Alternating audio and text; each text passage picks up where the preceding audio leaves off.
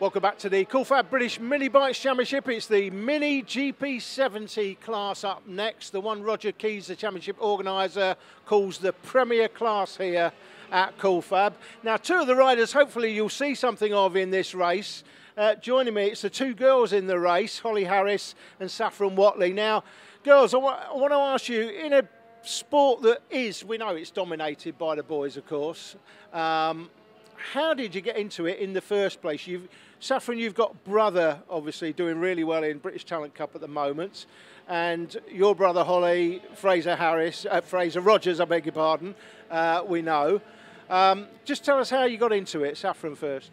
My brother started riding at M4 karting, and I saw it and I was like, I'm just going to try and give it a go and see what happens. And so you gave it a go and obviously you enjoyed it? Yeah. And Holly, what about you? My brother was racing BSB and he said to me one night to go and have a go, and I got on one, I seemed to enjoy it, and then I got my own bike from there and started racing. And the interesting thing is, I like to see the kids improving, and you two particularly have been improving a lot over the last year. You've probably had the best of it, Holly, in terms of results, but Saffron, I want you to talk me through that move up at Clay Pigeon. That was a fantastic move on Holly in the final turn. What were you thinking there coming into that turn? I was just thinking, I'm either going to win it or bin it, as Holly said. She told me at the end of the race. And if I didn't go past her, I knew that I wasn't going to be happy, so I just decided just to go for it. The last lap, Stainer is watching Harris and Watley as they duke out for position. Harris is going to have this one. No, she's not! Watley round the outside at top bend! Wow! Where did she get that move from? That is absolutely stupendous. It was a cracking move, and we want to see more of that from you girls as well. And I know at Tattershall, Holly, you came home, I think it was 5th or 6th place, I think, at Tattershall, but you were celebrating like you'd won the race, because I think it was your best result for a long time. Yeah, Landau, I got a 5th on the first race, and the two last race I crashed on last laps.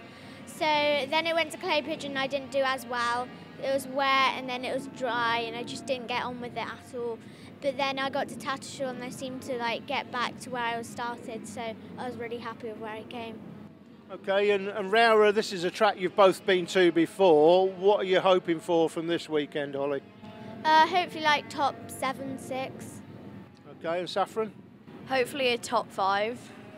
You've got some other girls at M4 karting. You wanted to say something about them? Yeah, Bethany, Annabelle and Summer are hopefully going to be our upcoming future girls to the championship, because they've been doing really well at our M4 Academy. So I hope they can take, when me and Safi are a bit older, they can take mine, Safi and Jada's. Okay, well, we'll look forward to seeing them. Thank you.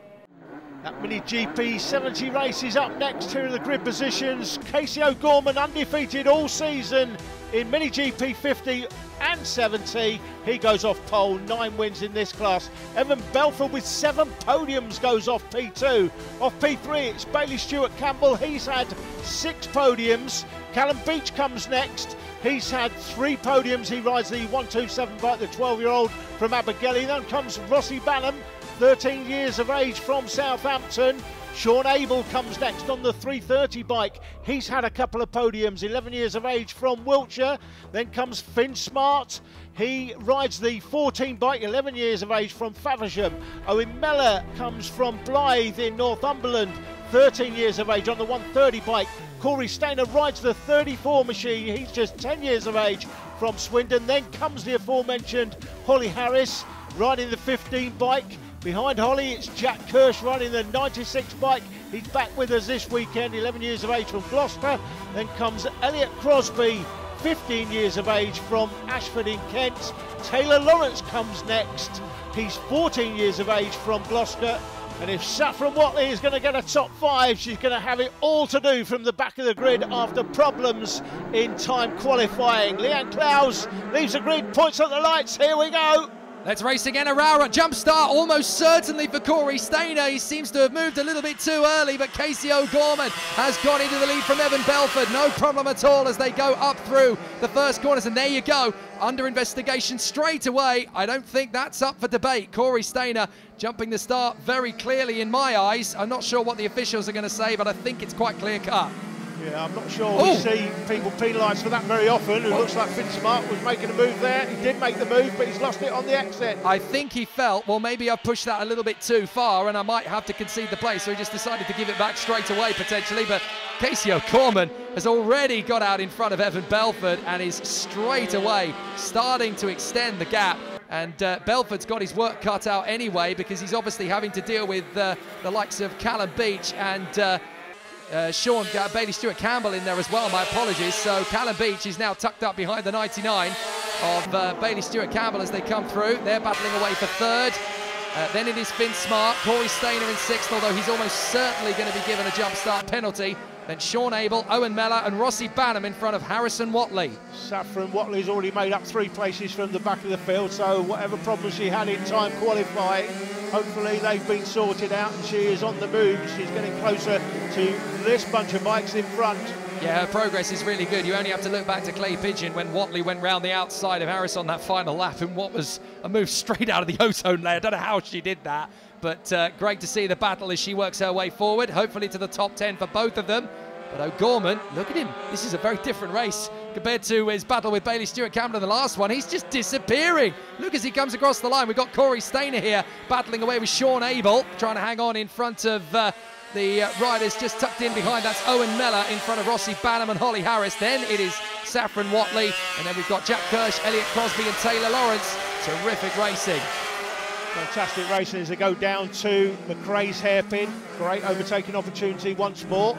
Overtaking opportunities all over this circuit, which is what you want as a racer.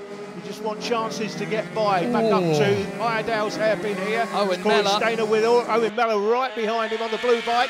Yeah, really trying his luck there on the way out of Iredale's. He thought maybe I can get a cheap shot move, but he was not able to. Belford being hustled here by Bailey Stewart Campbell. Oh, how times have changed from one class to the other. Bailey Stewart Campbell was all over the back of Casey O'Gorman in Mini Moto Elite. Here in MIniGP70, he can't even get past Belford yet. Yeah, Evan Belford's got a lot of quality in this class, and Bailey Stewart Campbell having another great battle here. It was with Casey O'Gorman last time, but it's Belford this time, and this is for second, not first. Oh, goodness me. Nearly went wrong. That is as close to an overtaking move as you're ever going to get without it actually working. And my goodness me, Bailey Stewart Campbell had to get on the lock stops there pretty sharpish to avoid a collision.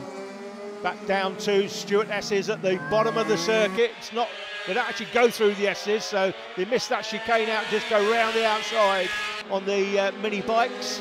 Over the little hump in the track through left-handed there, then right-handed is St John's. The left-hander here is Sunny Bend that brings you out to Paddock Bend, the final turn on the track. Keep an eye on Callum Beach there in 4th position as well. If these two start to get into the wars, then Callum Beach is going to have an opportunity to close in. He's just getting on with it here in 4th position on the 127 bike. He's not having a bad race at all as he just sits there waiting to see if these two start getting into the war zone. He can judge his braking, Jake, on what the two in front are doing, of course. Bailey Stewart Campbell again having a big lunge on Belford. Didn't quite manage to make it stick into McRae's. Now he's going to try and get a good exit out of Iredale's. If he comes from a little way back, he might get a better chance of it. But Belford, look, protecting that inside line for all his life. And look at O'Gorman, he's just getting away and clear out in front, looking for his 3rd straight victory of the day, having won the first races, of course, in both of the previous categories that he's competed in the MIniGP50 and the Mini Moto Elite, looking for the hat-trick of first race wins here. So let's see if he can continue the job. He may even be able to walk away from this weekend with 9 victories. He's that strong here.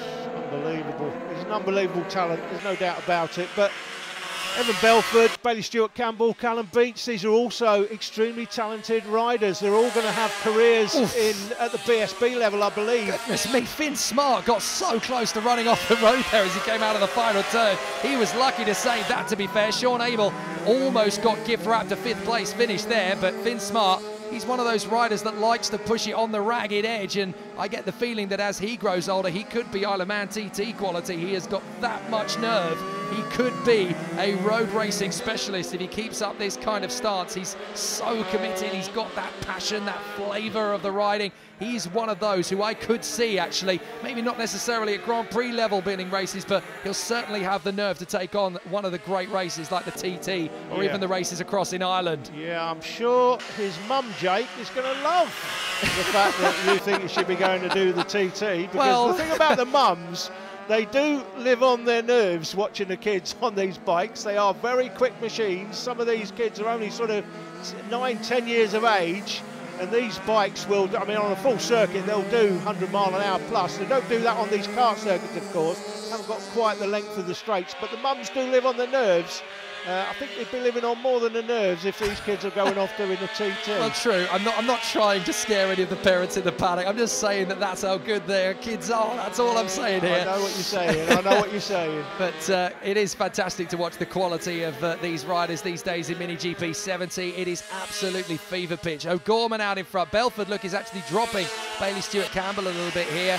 So he's hanging on to that second position and looking very confident with it. Callum Beach dropping a little bit, but still very much in the mix for this top three. He has got a good chance. Vince Smart in front of Sean Abel, then it's Owen Mellor, Corey Stainer, and I can tell you that both Holly Harris and Saffron Watley are now in the top 10. Here we go, looking through the field. That is Owen Mellor having got past Corey Stainer, and now Holly Harris is closing up on Stainer. Now, we haven't heard any more about Stainer's jump start penalty, but I would not be at all surprised if it was handed to him at the end of the race in a timed penalty. Yeah, but we don't often see people get penalised. He's under investigation, but will they penalise him? Well, he hasn't exactly gained much from it, that's well, the thing. No, he's there in 8th place, isn't he? So I think the likelihood is this is kids racing at the end of the day. I mean, listen, if he went from down the field, got the lead and cleared off and won it, maybe in a really tight battle, they might penalise him, but I think they may let that one go. Well, the thing is, the good thing about the Cool FAB Racing paddock is that they're realists. You know, they look at it from the battles that they're seeing, and to be fair, if Holly Harris gets past Corey Stainer anyway, then in all honesty, he will have basically lost what he's gained, if it makes any sense at all from hearing it from that point of view. But that's one of the things you have got to give credit to the Cool FAB officials. You know, they see every incident for what it is. They take everything on the percentages. They look at it from the overhaul of the races. O'Gorman just checks how far Belford and Stewart-Campbell are behind him. It's good enough for the moment. They look at these incidents and look at it from the point of view of, well, what has it actually changed in the face of the race? What has it changed in the face of the championship points? If it hasn't made that much of a difference, no harm, no foul. He won't do it next time. Unlike karting, Jake, where it is very rigid, it's an MSA controlled event, there are specific rules, and the officials in that case, in a lot of cases, they can't make a decision. You know, they can't make a common sense decision sometimes. In this championship, it is a little bit different, and Roger Keys, the championship organiser, does take that view sometimes. I can tell you, Jake, as well, Evan Belford is getting closer to the race leaders. We see Stainer and Harris going through line of start. Well, he was, and he's now lost the time, and he's got Bailey Stewart-Campbell for company again. Looks like he may have outbraked himself and lost some time. Yeah, he's definitely lost time on the leader. I was just going to say, maybe O'Gorman is just reading the gap behind him and going, do you know what, I'm not going to push this too hard because I've got enough in my pocket. And Belford saw that as a bit of a motivation. Well, he's backing off, so I'm going to charge after it. Oh, and that's a big mistake from Abel. Sean Abel overshoots there on the back of Vince Smart, and Abel has gone down at St John's. He just pushed it too far. I saw exactly what he was trying to do there, as Belford's now having to fend off Bailey Stewart-Campbell big time. And that is enough for the moment to hang on to second. I saw exactly what Sean Abel was doing there. He was trying to get on the undercut of Vince Smart, go round the outside of St John's to get the inside line for Sunny Bend. He thought he had it made, but he just drifted too wide, hit the curb, and that was it. Yeah, couldn't make the curb, couldn't make the turn. Ran wide, maybe on a few marbles on the outside of the track. You see his bike being recovered there. It doesn't look like he's going to get back on it and finish. No, unfortunately. That could be a DNF and no points. Well, that's Harris up to 8th. That's Watley up to 9th as we go into the final lap. And Belford and Bailey Stewart-Campbell tussling over second place. No surprises and no prizes for guessing who is the fastest lap of the race. Casey O'Gorman out in front on a 50.0. But these two are going to continue squabbling right to the death of the race here as Belford hangs on in front of Bailey Stewart-Campbell. Bailey Stewart-Campbell wanting to continue his fine weekend, having started beautifully with the Minimoto Elite race from the previous one, only failing to beat Casey O'Gorman by 1/4 of a second.